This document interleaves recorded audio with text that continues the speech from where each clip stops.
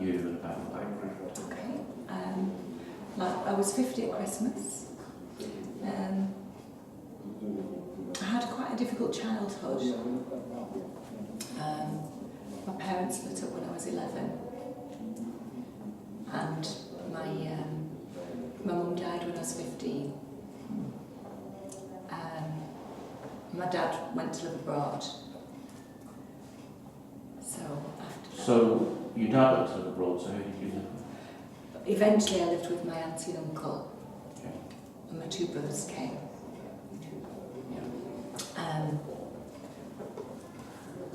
I'd had a strong faith as a child, but with everything that happened, that kind of disappeared. This is a religious faith? Yeah, Christian. Yeah. I worked for Greater Manchester Police when I left school. As a police officer? No, for the major incident team for homes. It's a big history, this one. Okay. When I moved in with my auntie and uncle, my auntie had contracted TB. Oh.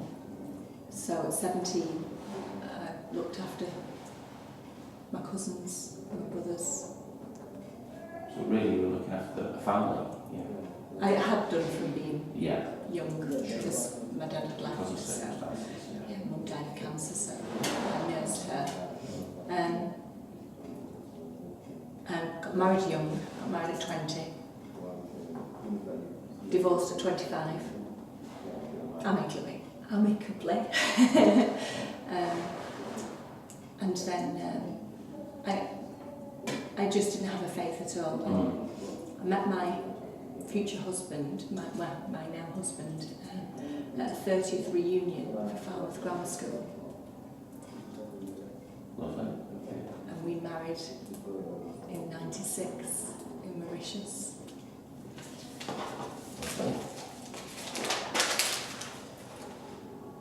And in 98. Sorry, you married in Mauritius? In 96. I had my first daughter, Megan, which is M-E-G-A-N-N-E. M-E-G? A-N-N-E. It's a mixture of my mum's name and my auntie's. Yeah. And I got my faith back. Like an epiphany. Okay.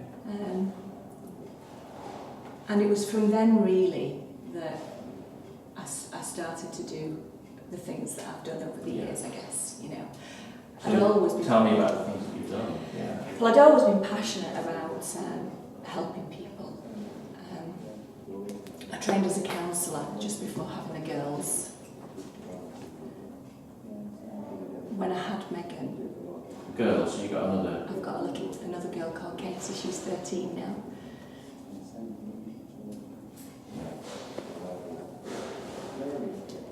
Yeah. So You trained as a counsellor before you? before I had the girls, yeah. My father-in-law had a stroke the week I met my husband. So from meeting Bill, I cared for his dad. So my caring responsibilities were for his parents, for my auntie and uncle, and for my girls. And I squeezed in little bits of work in between times. I then went to work for Bolton Christian Community Cohesion.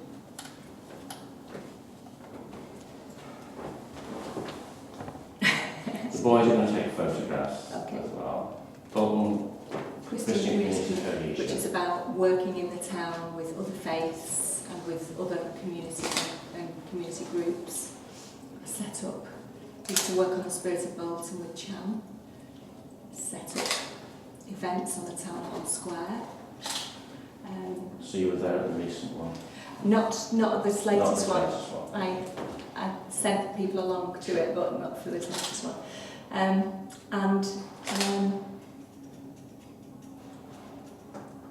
Yeah, so I did that, but I wanted a little bit of definition around the role. And because I'd got my faith, because I was a counsellor, I went to be chaplain at the University of Bolton. With a special responsibility around community cohesion. So with a Muslim colleague, I developed 2 interfaith courses one Christian Muslim and one Christian Muslim Hindu. And there wasn't a lot of funding for the role, so when I'd done that, I applied for a job over at Oasis Academy at Media City as a chaplain. But then I had to also create a church, so I launched a church. Media City, Salford? Yeah. So. How were you involved in the Media City? Pardon? How were you involved in the Media City? I went to work at Oasis Academy, which is an inner city high school, but with a remit to create an ethos and create a church. So I was a chaplain for the staff and for the students and for the community, and still doing community work in Bolton. And then you created a church? Pardon? And then I created a church, yes. Where? At Media City. At Media City. Yeah, it's a mission church, so the idea is that it helps the community.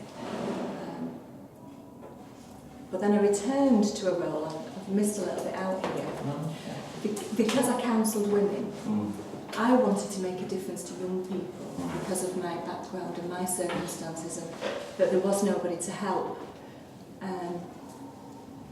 So I went to set up a listening service at Zach's, which is a charity in Falmouth, a Christian charity.